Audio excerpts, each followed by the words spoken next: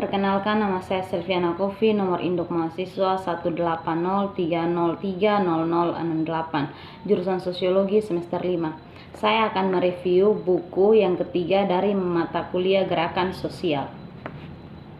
Selama proses dana moneter internasional, kecuali kelompok kami, polisi, dan beberapa lalu lintas pagi, jalan-jalan sebagian besar dibubarkan. Toko ditutup, jarang ada. Pejalan kaki ada alasannya. Selama beberapa hari, polisi telah memperingatkan warga untuk mengunjung diri karena pengunjuk rasa yang kejam dan anarkis akan segera turun ke jalan. Tindakan mulai meningkat ketika anggota Gugu Pagan dengan perpaduan unik antara non-kekerasan politik dan spiritualistik mulai berdatangan. Lalu lintas juga meningkat dan segera keduanya mulai terjalin. Tak lama kemudian ada sekitar 7 pengunjuk rasa di Duponskirkel. Di sekitar para pengunjuk rasa ada sekitar 100 petugas yang seragam gelap ala Robocop. Mereka mengenakan perlengkapan anti huru-hara lengkap, termasuk helm hitam, pentungun, dan borgol plastik yang menjuntai di pinggul. Beberapa mereka senjata tidak mematikan seperti kantong kacang, senapan peluru, dan semprotan merica. Berbeda dengan polisi, para pengunjuk rasa mengenakan pakaian warna-warni tanpa alat pelindung. Seperti yang saya sebutkan, banyak dari mereka adalah anggota Gugus Pagan, jaringan aktivis berbasis bumi yang menggunakan sihir dan ritual dalam tindakan mereka. Starhawk, seorang aktivis dan penulis pagan terkenal, berdiri di tengah-tengah lingkaran besar peserta pagan yang mengatur ritual kompleks yang terlibat benang, lumpur, dan cabang pohon. Di akhir ritual, para pengunjuk rasa mengenakan bulu dan dahan di kepala mereka dan sebagian berlumuran lumpur. Mereka juga telah meminta jaring benang besar berwarna-warni yang melambangkan perjuangan feminis dan sikap aktivitas manusia yang saling terkait. Sebagian besar anggotanya adalah wanita parubaya dengan rambut beruban dan sepatu yang bagus. Lingkungan fisik mengacu pada kontrol sekelompok besar orang dalam ruang fisik tertentu. Ini menggabungkan pergerakan tubuh di jalan dan pemetaan ruang fisik dan sosial sehingga pengunjuk rasa ditundukkan sebanyak mungkin. Ranah ini tentu melibatkan berbagai bentuk manuver polisi sebelum dan selama demonstrasi massa. Aktornya termasuk kumpulan petugas polisi seperti regu penjamret. Lalu ada banyak ragam pendapat tentang apa yang menjadi gerakan dan asal-usulnya. Namun juga jelas bahwa mempelajari semua ruang ini secara bersamaan tidak mungkin. Dibatasi oleh biaya perjalanan, kendala waktu, kendala bahas, dan akal sehat dasar. Saya fokus dalam buku ini hanya di Amerika Utara, termasuk Meksiko, Amerika Serikat, dan Kanada. Saya secara sadar dan hati-hati menempatkan gerakan seperti yang dihadapinya melalui protes lembaga-lembaga global dan regional yang tugas utamanya untuk mempromosikan lembaga global, mengembangkan dan menerapkan globalisasi perusahaan sebagai melalui kebijakan pasar bebas neoliberal. Globalisasis ini termasuk dana moneter internasional atau IMF, Bank Dunia, Organisasi Perdagangan Dunia, Perjanjian Perdagangan Bebas Amerika, serta kelompok yang kurang dikenal seperti Kelompok 8 dan World Economic Forum, tempat para elit global bertemu untuk membahas kebijakan pasar global. Secara karakteristik, ada sedikit kesepakatan tentang asal mula gerakan. Beberapa merasa itu muncul dari protes Organisasi Perdagangan Dunia pada tahun 1999 di Seattle, UN et al. Tahun 2001. Yang lain melihat akarnya dalam perjuangan aktivis gaya Amerika pada tahun 1980-an dalam protes merebut kembali jalan-jalan di New York dan London selama dekade yang sama atau dalam kerusuhan. Jelasnya ada banyak ragam pendapat tentang apa yang menjadi gerakan dan asal-usulnya. Namun juga jelas bahwa mempelajari semua ruang ini secara bersamaan tidak mungkin. Globalisasi budaya. Yang dimaksud dengan globalisasi budaya adalah pergerakan ide, informasi, citra, dan orang. Dengan kata lain, ini adalah cara penyebaran informasi dan nilai-nilai budaya dari satu wilayah dunia ke wilayah yang lain. Sayangnya, gerakan ini terjadi melalui media korporat dan hiburan, yang berarti bahwa globalisasi budaya memaksakan nilai-nilai barat di seluruh dunia. Anti-globalisasi gerakan yang saat ini adalah intensitas dan volume aliran informasi. Melalui teknologi, nilai-nilai barat memajukan filosofi sekuler yang terjalin dengan neoliberalisme dan kapitalisme sehingga mengubah kepercayaan budaya di seluruh dunia. Maka dari perspektif kritis, globalisasi budaya adalah homogenisasi budaya dunia melalui barang-barang seperti film, video, musik, dan fast food. Untuk alasan ini, logo perusahaan seperti lengkungan MC Donald dan tanda Starbucks sering menjadi sasaran gerakan anti-globalisasi. Globalisasi ekonomi. Lingkungan budaya terkait erat dengan sistem ekonomi yang lebih besar yang sangat penting bagi gerakan anti-globalisasi. Secara umum, globalisasi ekonomi sering disebut globalisasi korporat, mengacu pada perluasan pasar ekonomi, melintasi batas negara, dan lain-lain.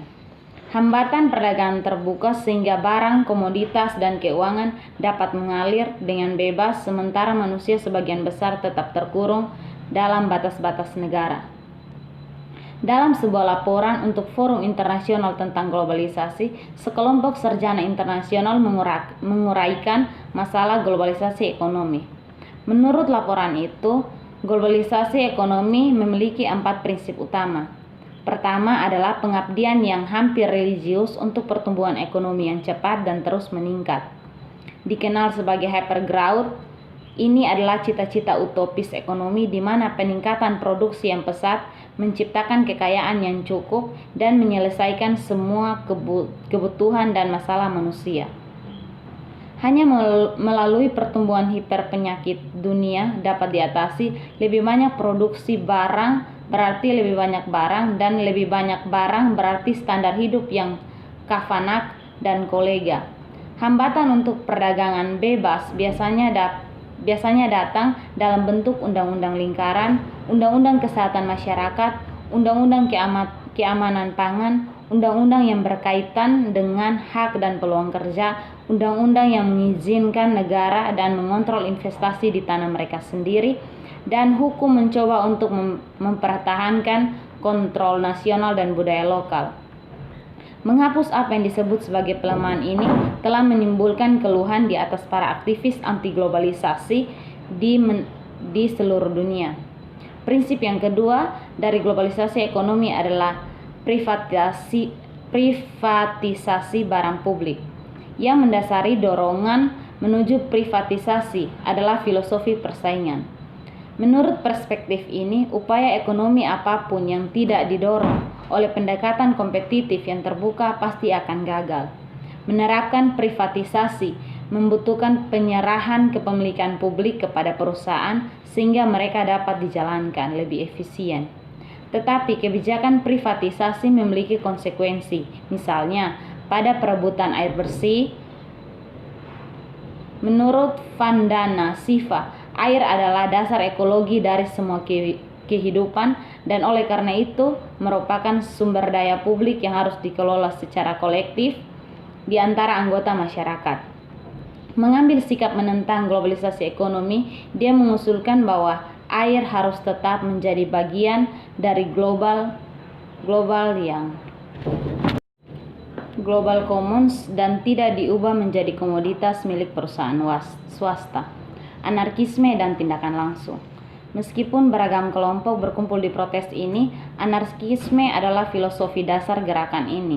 Bagi orang awam dan media, anarki berarti chaos dan tingkah laku manusia yang tidak bisa diatur di luar batasan hukum.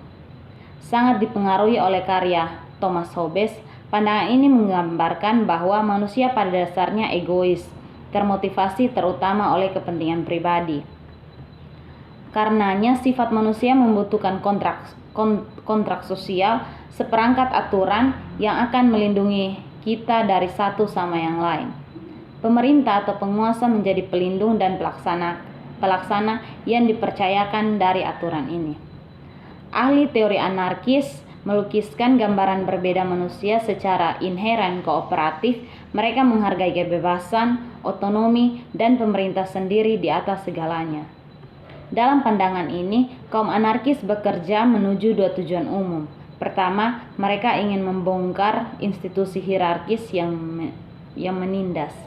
Kedua, mereka ingin mengganti lembaga-lembaga itu dengan versi organik, horizontal, dan kooperatif berdasarkan otonomi, soliter, asosiasi sukarela, gotong royong, dan aksi langsung. Sementara gerakan anti globalisasi tidak selalu secara eksplisit anarkis. Bagian-bagian yang saya pelajari memang memegang otonomi, asosiasi sukarela, dan bantuan timbal balik sebagai nilai-nilai sentral, seperti yang terlihat dalam gaya dasar organisasi gerakan tersebut. Selama protes, misalnya, ia mengadopsi beragam taktik kesepakatan bahwa tidak ada satu ideologi pun yang mengatur tindakan orang di jalanan. Untuk memastikan solidaritas, para aktivis diminta menghormati dan tidak secara terbuka mengkritik pengunjuk rasa yang memiliki taktik berbeda dari mereka. Otonomi dan solidaritas, bukan koordinasi dan hierarkis, adalah prinsip yang membimbing. Model kelompok afinitas. Kelompok afinitas adalah unit organisasi dasar dari gerakan anti globalisasi, dan kualitas yang melekat dari model tersebut secara langsung terkait dengan cara negara mengatur gerakan tersebut. Kelompok afinitas adalah kelompok kecil yang mandiri yang sangat mengenal dan percaya. Idealnya, setiap kelompok terdiri dari 5 hingga 20 orang, cukup sedikit untuk memungkinkan pengambilan keputusan kolektif yang efektif. Bekerja secara mandiri, kelompok-kelompok tersebut memutuskan tingkat risiko apa yang akan diambil dan jenis tindakan apa yang harus dikejar, mulai dari berbasis dalam protes hingga tindakan langsung dan pembangkangan sipil. Kelompok afinitas dapat bekerja secara individu atau bergabung dalam sebuah kelompok afinitas untuk membentuk kelompok yang lebih besar yang merencanakan dan melaksanakan tindakan kolektif. Kluster. Sebuah kluster adalah sebuah asosiasi dari beberapa grup afinitas yang berkumpul untuk mengerjakan tugas tertentu atau sebagai bagian dari tindakan yang lebih besar. Karena kelompok afinitas relatif kecil, kolaborasi kelompok memfasilitasi pekerjaan yang lebih besar, seperti pertunjukan jalanan atau blockade. Kluster mengambil jenis tindakan yang berbeda, tergantung pada kebutuhan pergerakan dan kesepakatan bersama mengenai tingkat risiko yang tergantung pada kebutuhan pergerakan dan kesepakatan bersama yang akan ditanggung oleh kluster tertentu. Misalnya, kluster mungkin setuju untuk memblokir persimpangan atau bagian kota, seperti yang dilakukan Pagan Kluster di Washington DC. Memasak dan menyajikan makanan untuk aktivis dan mengatur sistem komunikasi. Juru bicara. Gerakan menggunakan dewa juru bicara untuk mengkoordinasikan aksi massa yang melibatkan berbagai kelompok afinitas di berbagai kelompok. Konsep sederhananya, setiap kelompok afinitas atau kluster memilih seorang pembicara atau perwakilan untuk menghadiri pertemuan dewan juri bicara. Setiap pembicara diberdayakan untuk membuat keputusan untuk kelompok afinitas. Bagian gerakan. Mengingat globalisasi bersifat internasional, tidak mengherankan jika berbagai kelompok dari seluruh dunia menghadiri pertemuan puncak dan proses menteri. Mulai dari kelompok afinitas yang baru saja dijelaskan, hingga organisasi non-pemerintah, transnasional, hingga serikat pekerja dan masyarakat adat. Semua kelompok ini harus berbagai ruang protes, menyusun kesepakatan tentang perilaku jalanan, dan mengordinasikan pegawai besar. Pekerjaan ini tidak mudah dan penuh dengan masalah. Dalam minggu-minggu menjelang protes, berbagai kelompok mengatur panel, diskusi, forum, pelatihan, dan pengajar. Sekian dari materi yang saya sampaikan hari ini. Terima kasih.